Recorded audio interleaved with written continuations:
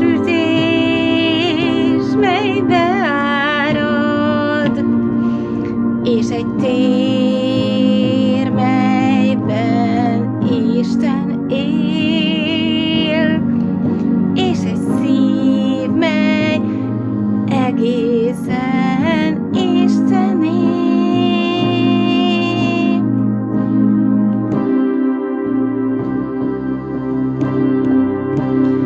Melyben tenger az öröm, és csepp a bánat, mert az utolsó szó mindig, az utolsó szó mindig Istené.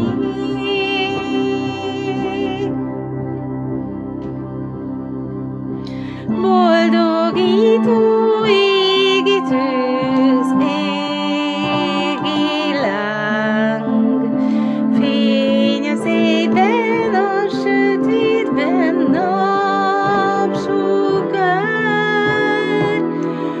Adj körém lelkeket, akiket úgy szerethessek, mint te engemet.